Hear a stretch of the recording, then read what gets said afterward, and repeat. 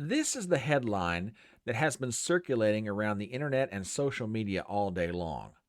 This is the headline that formed the basis of many videos and many comments that have been made on different live streams and news programs. This headline refers to a piece of news about a DeSantis related super PAC having 50 million but all of a sudden shutting down because donors are nervous. But is this headline the whole story? And why is the DeSantis campaign and its supporters so up in arms about this headline, despite the obvious? Wonder what I'm talking about? Hang on, folks. I'm going to explain everything and get into all this in just 1 second.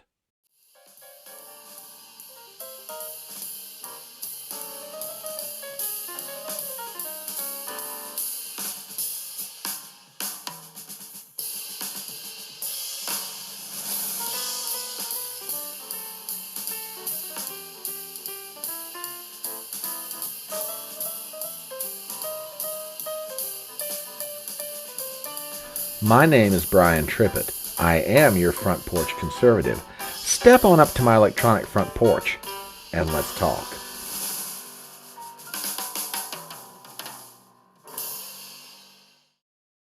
A news article was posted today on the UKDailyMail.com's website that has caused quite a bit of controversy.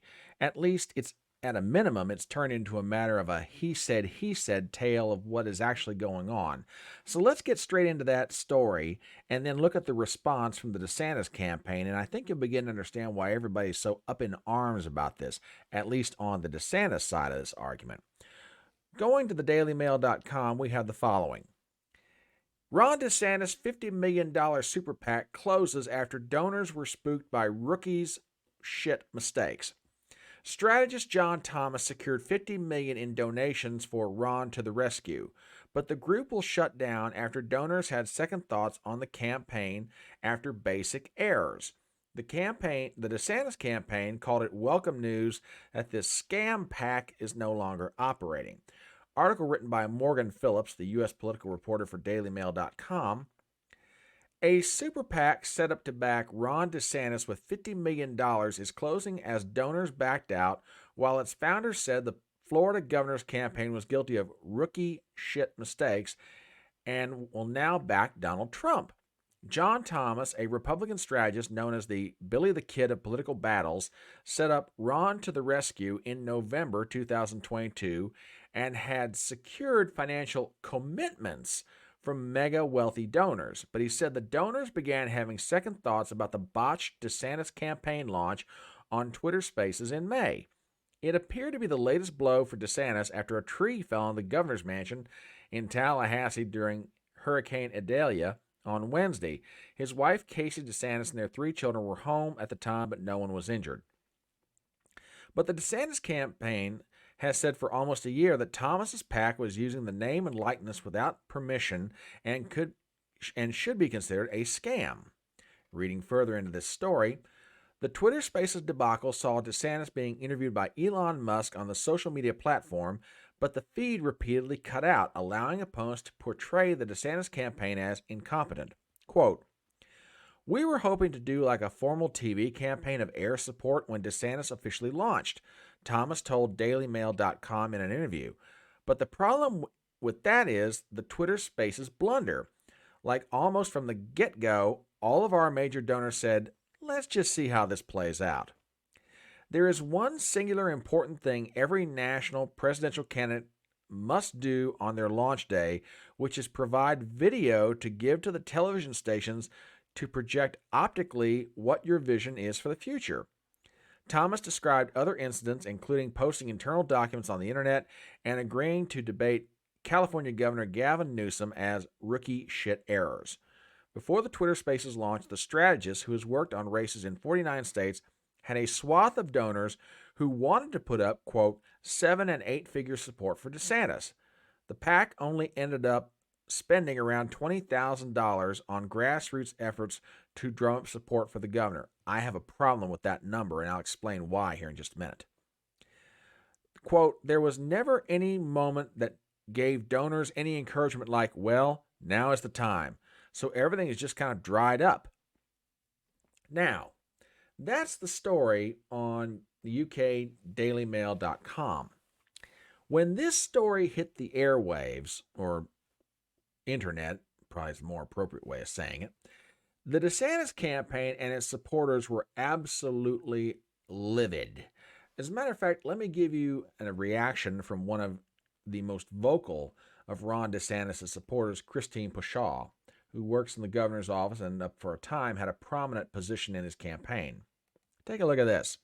From her Twitter page, this scam PAC, Ron to the Rescue, first surfaced last year, and Ron DeSantis lawyers warned that it was not associated with DeSantis, so people should not give them money.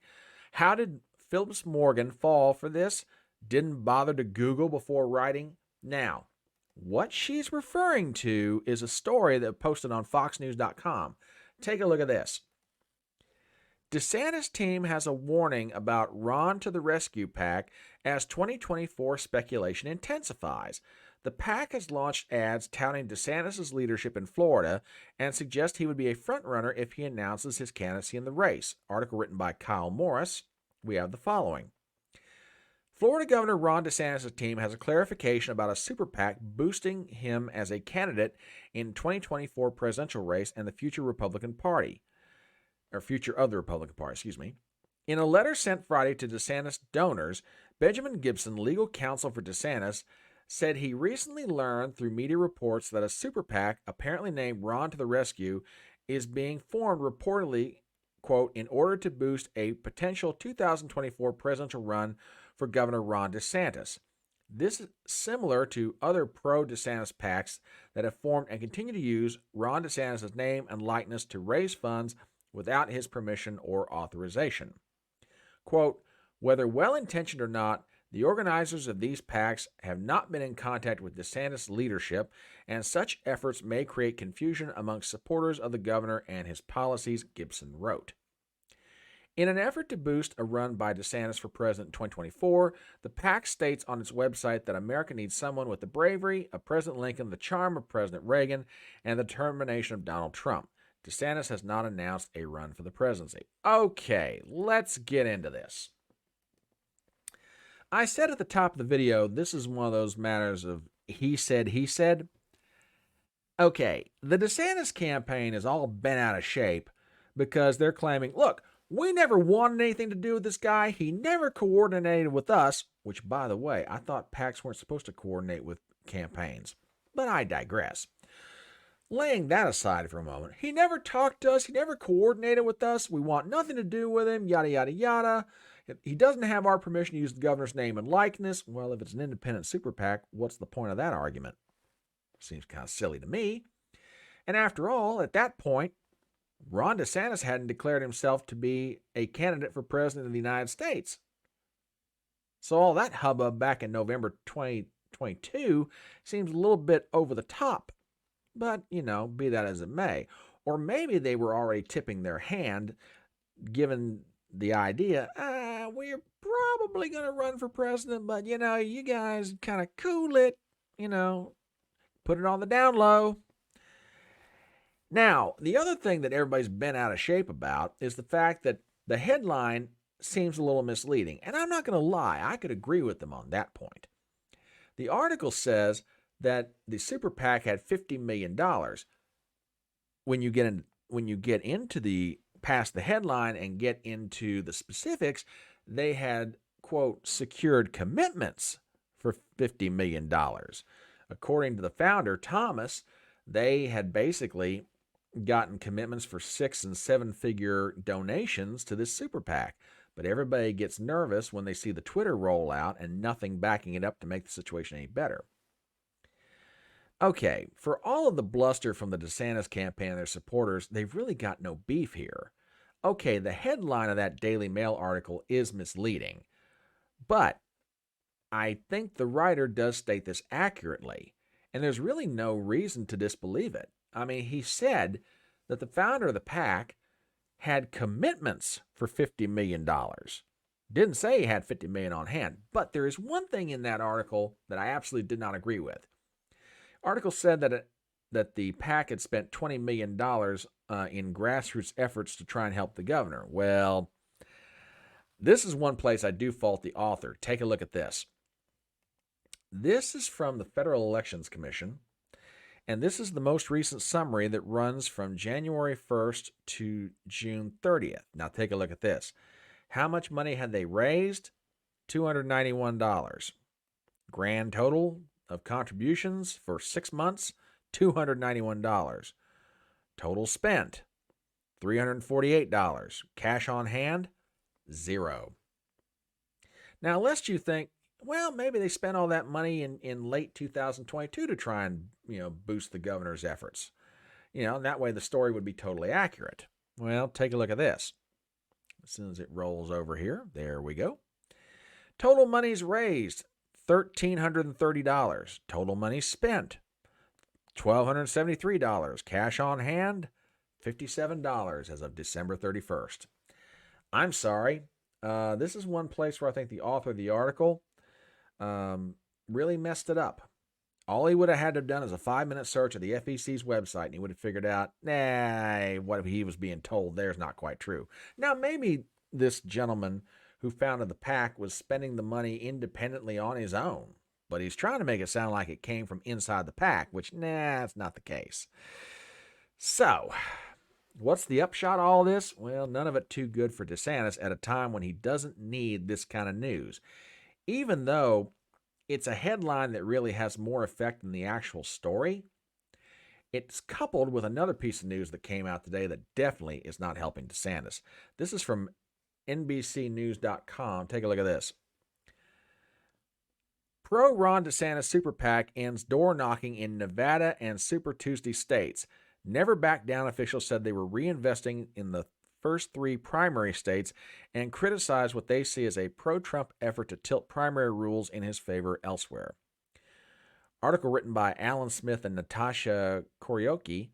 Never Back Down, the Super PAC backing Florida Governor Ron DeSantis' presidential campaign, has ceased its door-knocking operations in Nevada, home to a key early nominating contest, and California, a delegate-rich Super Tuesday state, officials confirmed Wednesday. They added that in recent weeks, the group also ended its field operations in North Carolina and Texas, 2 additional states that vote on Super Tuesday in March. Never Back Down had pitched a wide-ranging canvassing effort throughout the early nominating states as the centerpiece of its efforts to help boost DeSantis in the primary, even letting reporters inside its door-knocking boot camp in Iowa, where it trained hundreds of canvassers early this year. The Super PAC had planned to spend $100 million on that effort. The decision to fold the door-knocking operations in Nevada and some Super Tuesday states coincides with DeSantis' rough summer, which has featured him struggling to gain traction against the GOP frontrunner, former President Donald Trump, since launching his campaign in late May. In recent weeks, DeSantis' campaign has publicly promoted resets and staff shakeups as he seeks to generate momentum. At its peak, Never Back Down employed more than 250 field staffers in those 4 states, though some had departed prior to the shutdown. Going a little further into this, quote, "We want to reinvest in the first 3, Aaron Perrine, a spokesperson for the Super PAC, told NBC News, nodding to Iowa, New Hampshire, and South Carolina, and noting that it's ramping up its spending on advertising. We see real opportunities in the first 3. The first 3 are going to set the conditions for the March states." Okay. You have the net bad effect of one story out of the UK Daily Mail. Now you've got this out of NBC.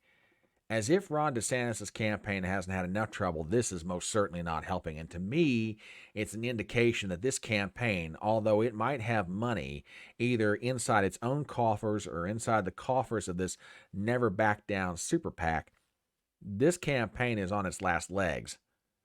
Granted, we are 4.5 months away from the Iowa caucuses, but I'm sorry, this is not good news. You're shutting down resources in states outside of the first 3 to concentrate on the first 3.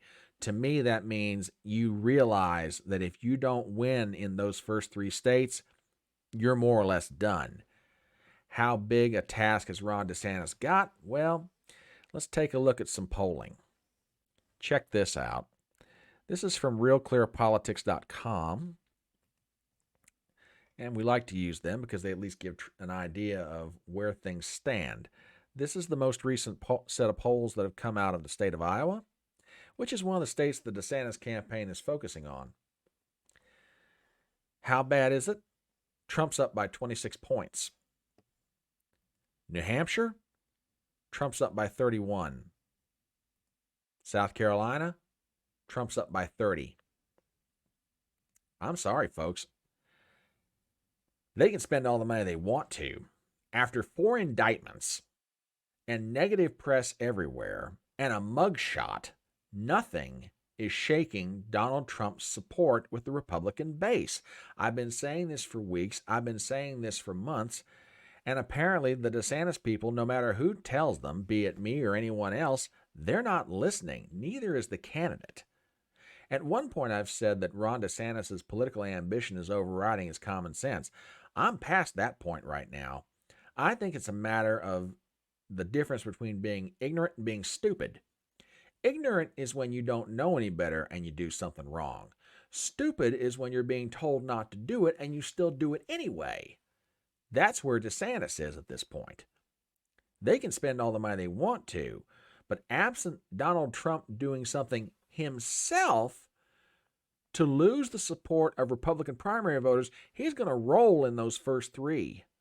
He'll win Iowa, he'll win New Hampshire, he'll win South Carolina, and then it's 8. You know, DeSantis campaign, DeSantis and his supporters can get upset about this writer from the UK Daily Mail all they want to. But the reality is, be it headlines that are slightly misleading or real actual news about cutbacks in states that you had planned to campaign vigorously in, doesn't matter. The reality is the DeSantis campaign is in deep, deep, deep trouble.